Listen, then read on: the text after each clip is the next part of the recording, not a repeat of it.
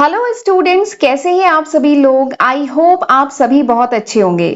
तो जैसा कि आपने थंबनेल में देख लिया होगा कि आज के इस वीडियो में मैं आपके साथ AKTU मतलब डॉक्टर APJ अब्दुल कलाम जो टेक्निकल यूनिवर्सिटी है उत्तर प्रदेश की, उसका MBA फर्स्ट सेमेस्टर का जो सब्जेक्ट है मैनेजरियल इकोनॉमिक्स, कोड है 102, जो मैनेजरियल इकोनॉमिक्स सब्जेक्ट है उसके बारे में आज के वीडियो में हम डिटेल में डिस्कस करेंगे कि वो जो सब्जेक्ट है मैनेजरियल इकोनॉमिक्स। वैसे मैंने सारे ही सब्जेक्ट आपके साथ डिटेल में डिस्कस किए हैं, एक वीडियो में अपलोड कर चुकी हूं जिसमें मैंने MBA फर्स्ट सेमेस्टर का डिटेल जो करिकुलम है वो डिस्कस किया था।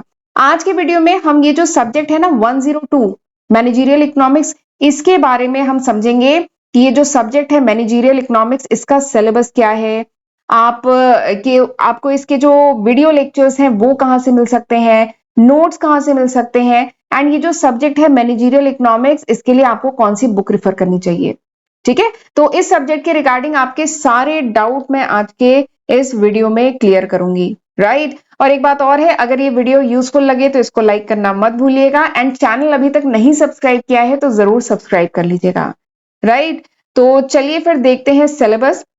बट उससे पहले मैं एक बात कहना चाहती हूँ कि अगर आप कॉमर्स स्ट्रीम के हैं या आपने ग्रेजुएशन में BBA किया है, BCom किया है, या अगर आपने BCA भी किया है ना, तो आपने इकोनॉमिक्स का एक पेपर पढ़ा होगा अपने ग्रेजुएशन में।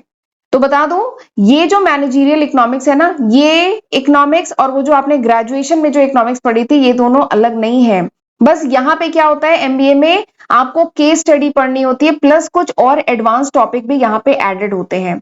अदरवाइज इकोनॉमिक्स चेंज नहीं हो जाएगी, बेसिक कॉन्सेप्ट एकदम वही है जो आपने ग्रेजुएशन में पढ़ा था। ठीक है, वही कॉन्सेप्ट है, बस यहाँ पे और आपको डिटेल में और डेप्थ में with case study and with advance questions आपको यहाँ पे पढ़ना होता है। ठीक है, बाकी अगर आपने कॉमर्स में ग्रेजुएशन किया हुआ है या कॉमर्स में आपने पढ़ाई की हुई है, तो आपको थोड़ा सा ये जो कॉन्सेप्ट है आपके लिए नए एकदम नहीं होंगे, आप इन्हें पहले पढ़ चुके हैं।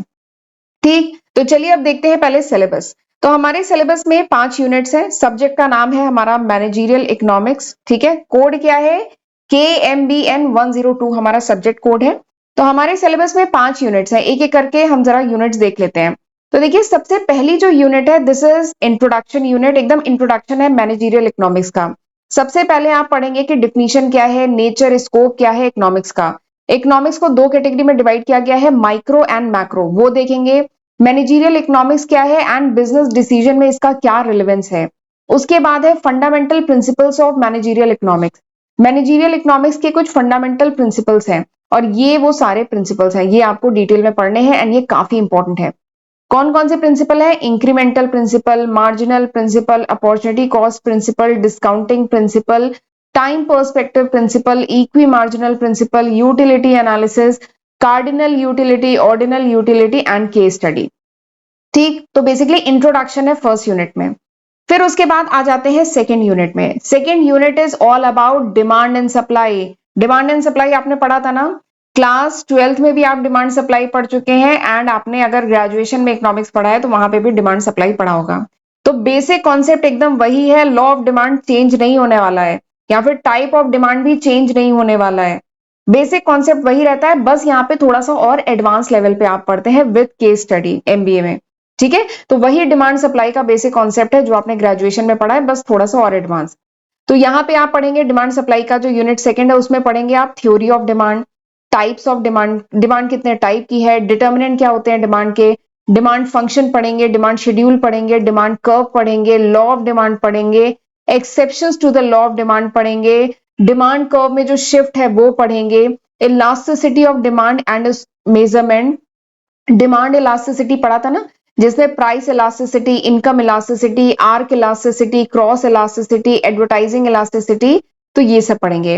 एंड ये जो इलास्टिसिटी ऑफ डिमांड है, इसकी यूजफुलनेस क्या है ये पढ़ेंगे।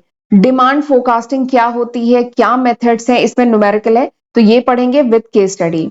तो ये हो गया पूरा डिमांड का, एंड उसका सेकंड पार्ट है सप्लाई का, सप्लाई एनालिसिस। जैसे लॉ ऑफ डिमांड है वैसे ही एक लॉ ऑफ सप्लाई भी है, सप्लाई इलास्टिसिटी है, इसका एनालिसिस एंड इसका यूज पढ़ेंगे।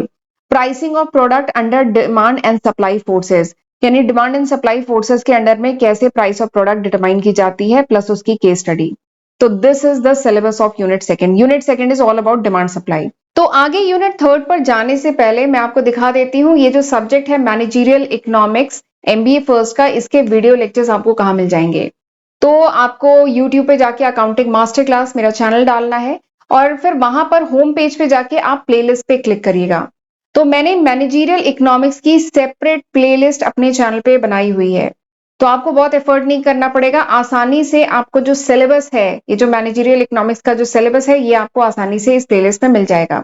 ये देखिए, ये वो प्लेलिस्ट है जिसमें मैंने 69 वीडियो लेक्चर्स में इकोनॉमिक्स का पूरा सिलेबस कवर किया है। ठीक है, ये देख लीजिए, इकोनॉमिक्स है और इकोनॉमिक्स का basic concept, micro macro managerial economics, ठीक है। फिर थ्योरी ऑफ डिमांड बताया था ना, theory of demand, law of demand, ये सब सिलेबस में था। Elasticity of demand, supply, production function, cost analysis, theory of cost, revenue, theory of supply, law of supply, forms of market, market equilibrium और बहुत सारे क्वेश्चंस। ये MCQ questions भी मैंने इकोनॉमिक्स के डिस्कस किए हैं बहुत सारे वीडियोस में, वो भी आप रेफर कर सकते हैं। इसके साथ जो लास्ट यूनिट में जो टॉपिक्स थे वो सब कवर किए हैं मैंने यहाँ पे। नेशनल इनकम जो टॉपिक था लास्ट यूनिट का, आप यूनिट 5 में वो देखिए, ये सब कवर हुआ है। GNP, GDP, nominal, real and उसके बाद बिजनेस साइकिल, ये सारे ही टॉपिक बहुत डिटेल में मैंने आपके यहाँ पे कवर किए हैं, ठीक है, इस प्लेलिस्ट में, तो आप ये रेफर कर सकते हैं। और एक बात और है, जहां तक नोट्स की बात है, तो अगर आपको ये नोट्स, ये जो पीपीटीज में जो नोट्स हैं, अगर वो चाहिए, वैसे तो मैं सजेस्ट करूंगी कि आप अपने नोट्स खुद बनाइए, आप बुक से पढ़िए, खुद अपने नोट्स बनाइए। बट काफी बार ऐसा होता है कि कुछ स्टूडेंट जॉब में होते हैं तो उनके पास समय नहीं होता है इतना। तो अगर आपको नोट्स चाहिए then you can download my application. मेरी एप्लीकेशन है, इसका लिंक आपको डिस्क्रिप्शन में मिल जाएगा, वहां से आप नोट्स ले सकते हैं। एंड बुक का बता दूं, ये जो मैनेजरियल इकोनॉमिक्स सब्जेक्ट है, इसके लिए बहुत अच्छी बुक है आपकी डीएन द्विवेदी है, वो बुक आप प्रेफर कर सकते हैं। इसके साथ मैनेजरियल इकोनॉमिक्स की एक और बुक है एचएल आहूजा की, वो भी आप रेफर कर सकते हैं। तो मैंने आपको बुक्स बता दी, नोट्स कहां से मिलेंगे वो बता दिए, वीडियो लेक्चर्स दिखा दिए, 69 वीडियो लेक्चर्स में मैंने डिटेल में ये पढ़ाया है। तो चलिए वापस चलते हैं सिलेबस पर, देखते हैं यूनिट 3। आ जाते हैं यूनिट थर्ड पे। यूनिट थर्ड में आपको प्रोडक्शन एंड कॉस्ट एनालिसिस पढ़ना है।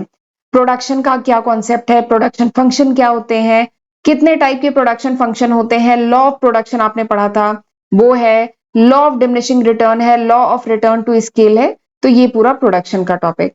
फिर उसके बाद कॉस्ट कॉन्सेप्ट एंड एनालिसिस में कॉस्ट क्या होती है, कितने टाइप की कॉस्ट होती है, cost output relationship, short run में, लॉन्ग रन में, ये दोनों पढ़ना है। Estimation of revenue, average revenue, marginal revenue, ये सब क्या होता है ये पढ़ना है, प्लस केस स्टडी। ठीक है, तो this is the syllabus of unit third.